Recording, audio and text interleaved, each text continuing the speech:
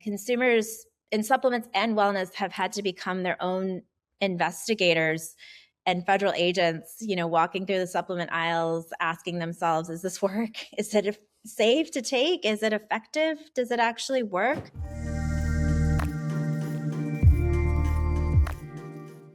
You're watching another episode of The Rest Report. Today, we're taking a step back to look at the bigger picture, the wellness landscape as a whole.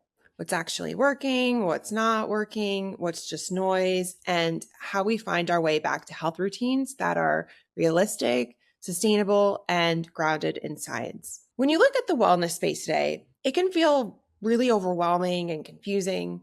The loudest voices, honestly, aren't always the most qualified, and the most viral advice isn't always the safest. And as we head into 2026, the conversation is moving away from the extreme biohacking and overnight transformations and towards something that is more grounded. That's exactly why I am so excited about today's conversation. I'm joined by Katerina Schneider, the founder of Ritual. Kat, welcome to the Rest Report. Thanks for having me. I'm excited to chat all things optimizing wellness and grounding ourselves in the basics in science. So I'd love to start at the beginning, Kat. What led you to found Ritual? So I was 4 months pregnant when I started the company. I didn't come from the supplement industry. I was actually an investor here in LA running a fund for Troy Carter, who was Lady Gaga's manager at the time. And we invested in over 70 companies, everything from Uber, Dropbox, Warby Parker, Spotify. And I always knew that I wanted to be an entrepreneur. I'm a refugee from Ukraine. We immigrated to a welfare hotel in Brooklyn. My dad became an entrepreneur, and I had invested in all these amazing CEOs and founders. And I always knew I wanted to start something, but I didn't know what that would be. I never had an idea that just, kept me up at night, and it was all that I was thinking of.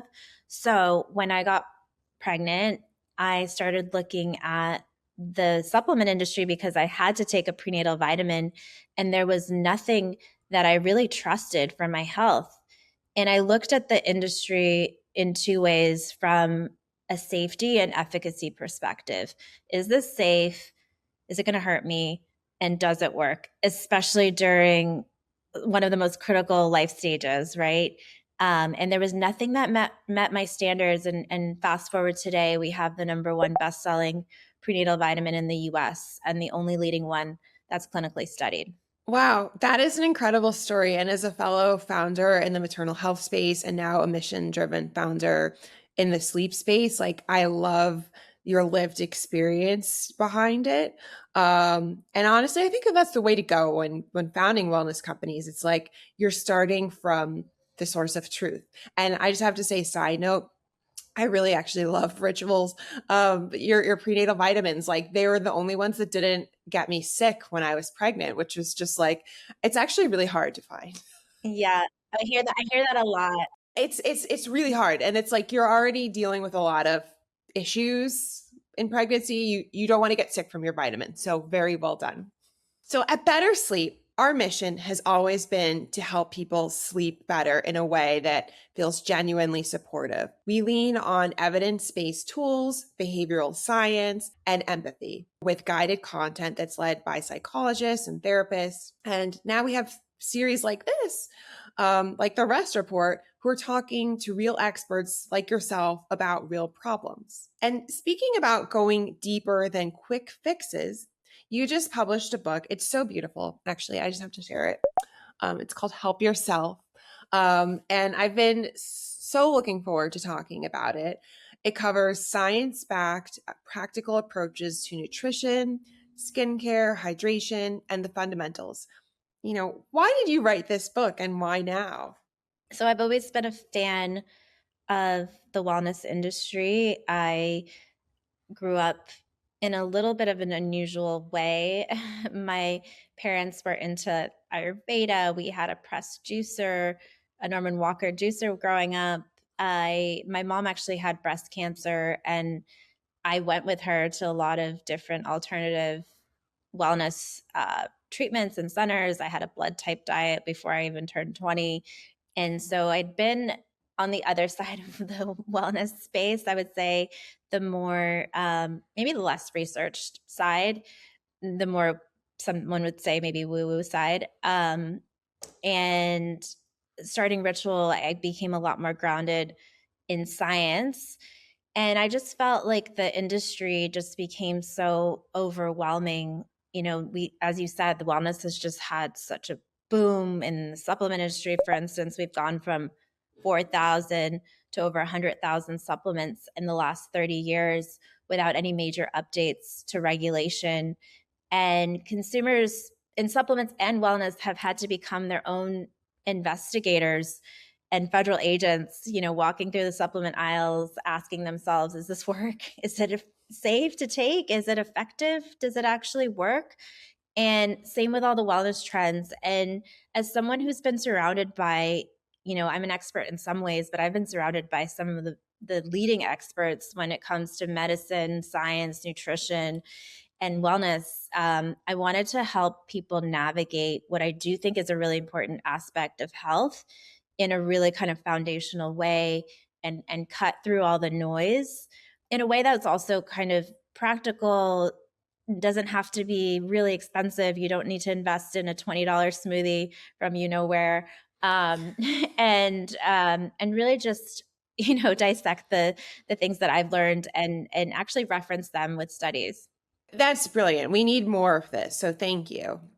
And as someone who leads a sleep company, I watch wellness trends closely. I'll be honest, a lot of what I'm seeing worries me. I think I'm not even going to go into the detail of some of the stuff that I'm seeing on this podcast because it's so out there.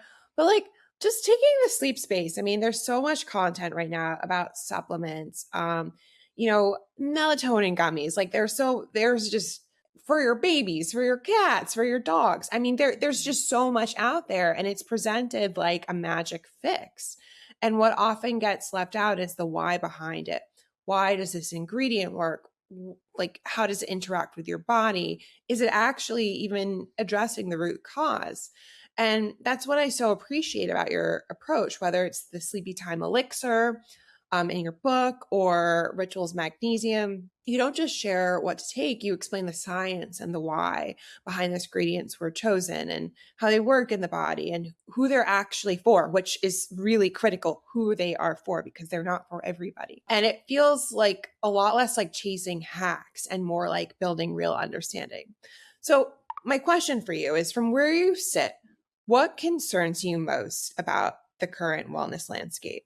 Yeah, and by the way, I would love to hear some of the wild trends that you're hearing that are not rooted in science, because obviously being focused on supplements, I see that every day.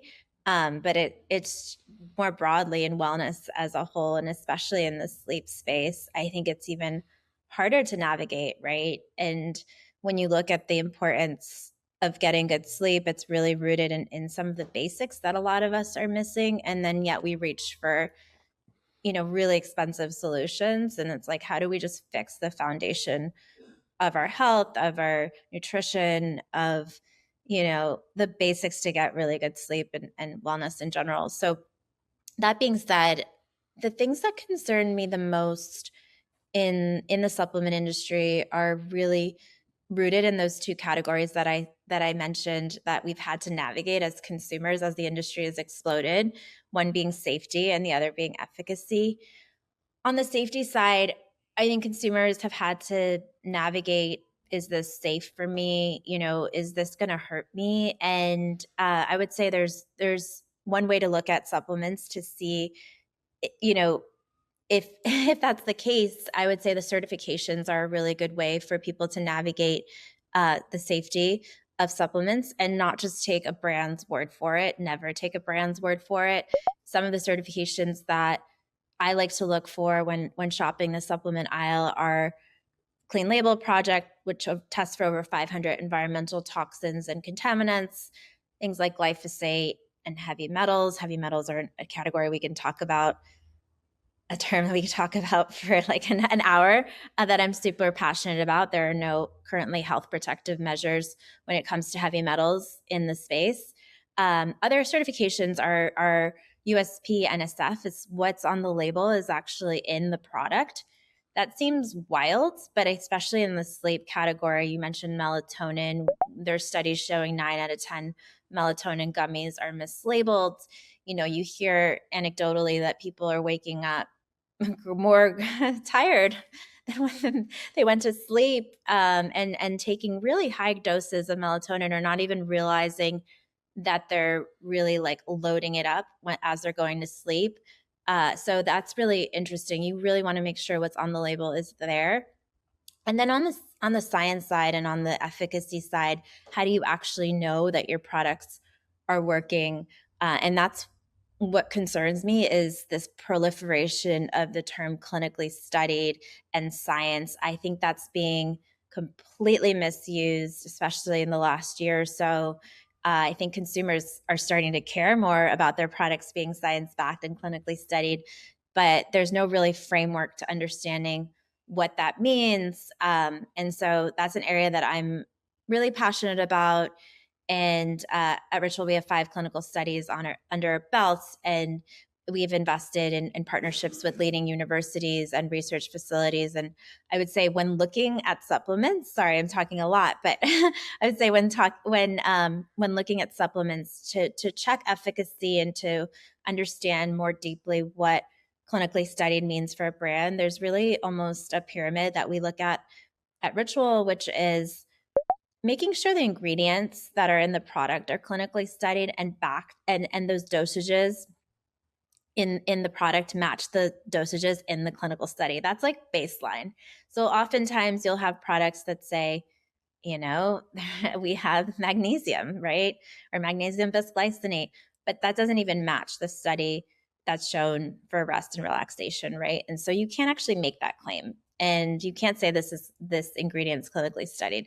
The next is finding products as a North Star that are actually clinically studied on the entirety of the product.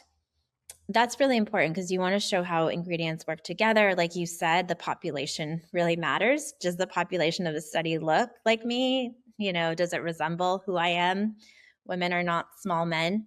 And so that's really important. And then the holy grail is a company having clinical studies that are double blind, placebo controlled, and then also peer reviewed and published in leading journals and have, efficacious results. Wow. I mean, that's just my mind is kind of honestly blown because it's just, I mean, it does put a lot of work on the consumer, but like, I think that the fact that you can have a clinical study and like the dosage might not even be the same in your supplements, like that is so wild. And I think that is so helpful. So thank you for sharing that. Misinformation makes it just really hard for people to know who to trust. Where do you see misinformation hitting hardest, and what do you think is fueling it? I think we've gone from a culture of a little bit of mistrust and skepticism where we're getting our news and information now from TikTok or Instagram and AI in many cases, versus kind of even just our healthcare, providers and practitioners or news sources. And so there's been almost a transfer of knowledge in some ways. And so what we've been programmed to in the last few years is a reliance on hot takes, very quick hot Mhm. takes, where you almost even have an quote unquote expert and there's a green screen and they're referencing a study and you're like, oh, they're referencing the study. I should be taking this supplement, or I should be, this should be I should be focused on this sleep hygiene hack, right?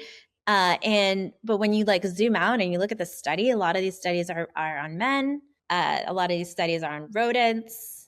They're not really diverse populations. And so does that advice actually apply to our bodies, especially as women, right? And so I think that's where the disconnect is. It's amazing that we're really interested in science finally, right? And are drawn to science and health and wellness. But I think we've gone from an era of trust me wellness to an era of prove it.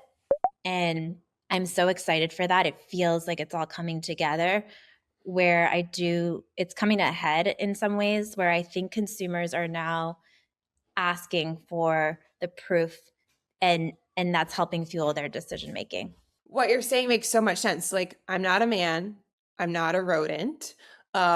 Give me things that are applicable to myself as a woman. So, could not agree more there. I mean, it sounds like I think what you're describing really just comes down to a kind of health literacy, which is like teaching people to ask better questions rather than to look for better answers. And at Better Sleep, we try to do that through our content, our blog, our in app guidance, making sure that everything has a credible source behind it. I think it's on us to get that right. Which brings me to back to your book, because I think that Help Yourself is doing something genuinely difficult. It's taking complex, nuanced research and it's making it feel accessible without oversimplifying it. How do you walk that line? Yeah, I think it's tricky. I've always, it's also kind of how I built Ritual, and it sounds like how you're building the company as well, is providing information so that consumers can make their own choices around their health. And not everyone wants to go as deep as others do, right? But I think providing and allowing there to be the information for the person who does really want to go deep, and we're like so excited that if they want to go reference the study that we're talking about when we're, creating a new food pyramid for plant-based eaters, or, you know, talking about sleep hygiene and whatnot, like that's really awesome. I get excited if someone's going to follow the trail and go deeper and deeper and deeper. But how do you use like visual language and design for people that do want a little bit of a high level view of things, to actually showcase information in a really digestible and accessible way where you're pulling people in versus like pushing science, pushing clinical studies at them. And I think that's something that I think it's super important and has never been more important culturally right now. So I want to end by looking forward, because I think that there's actually a lot of reason for optimism here. What does a healthier wellness culture look like to you 5 years from now in an ideal world? That's a great question. My lens of healthier wellness culture is actually a deeper investment in women's health. We've committed $5 million so far in research around women's health as a company. We have 5 clinical studies under our belt, most recently with Cornell around our prenatal vitamin. And what I found when developing products for women was just the lack of existing clinical studies on those ingredients, on the categories, especially when it came to pregnancy, postpartum, perimenopause, menopause, and all these inflection points that we face as women. And I think it's impossible to live in a world that feels healthy and feels like wellness is ever present when we know very little about our bodies. I think the onus on the companies to invest in those clinical studies.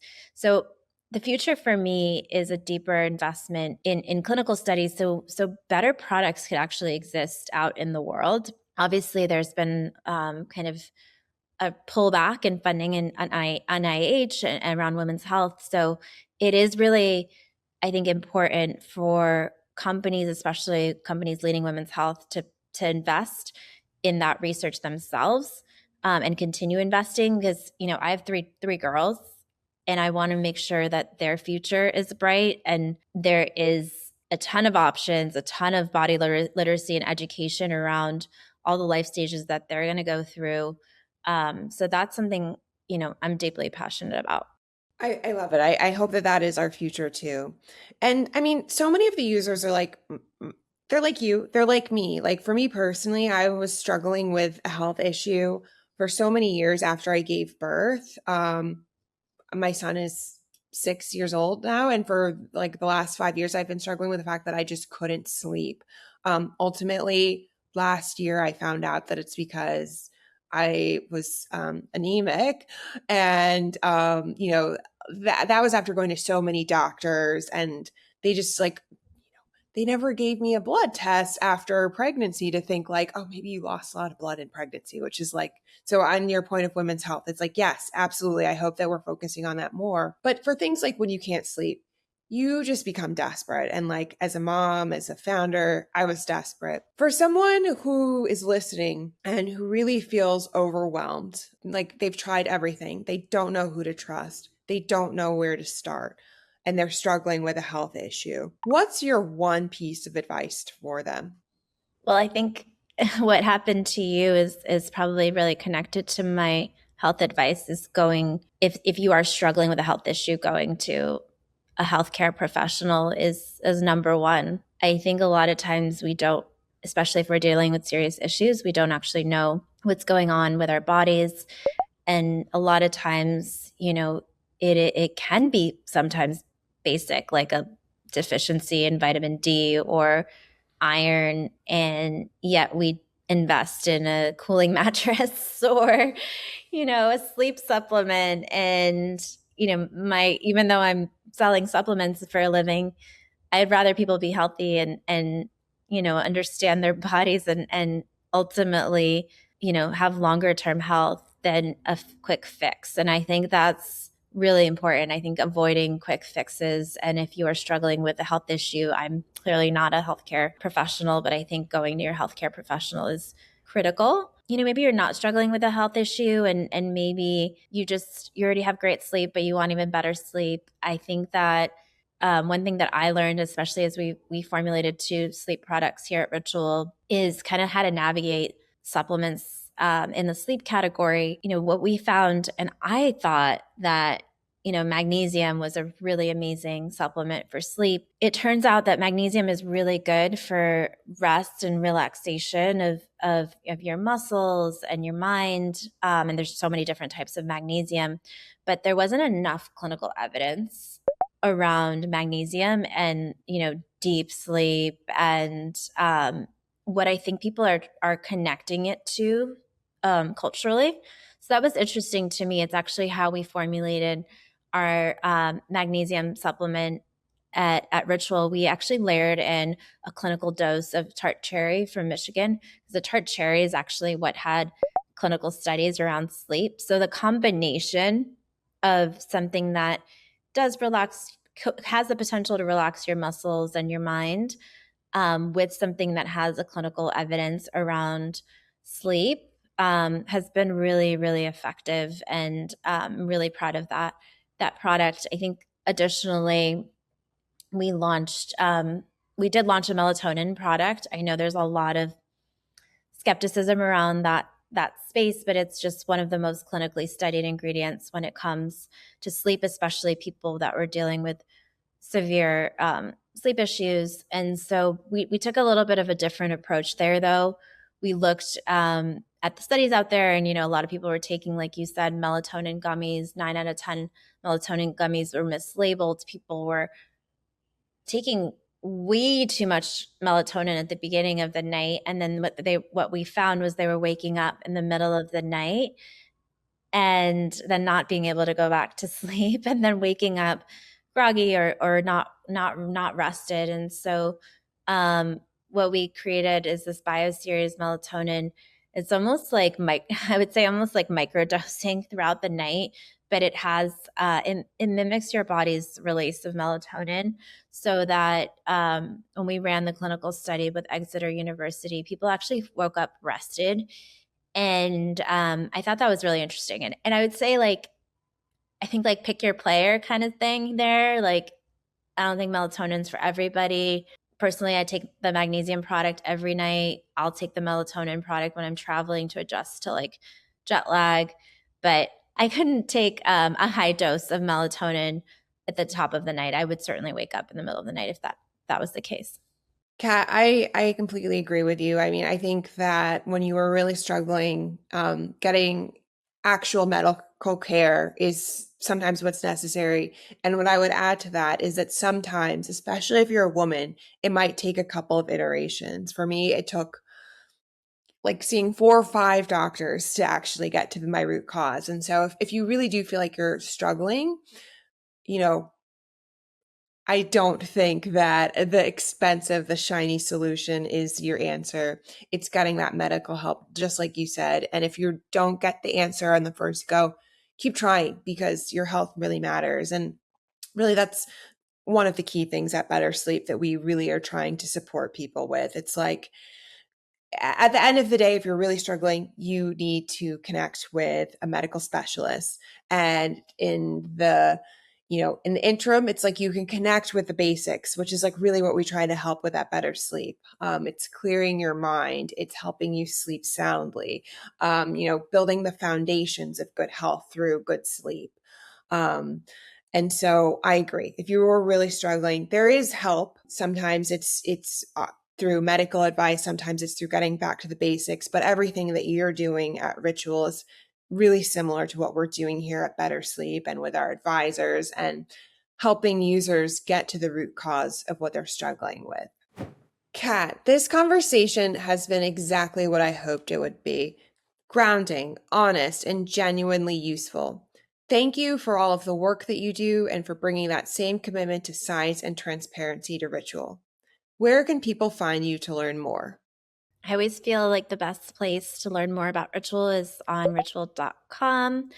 I love sending people to our site because we also share our clinical studies, and it's just a place to dig in on the ingredients.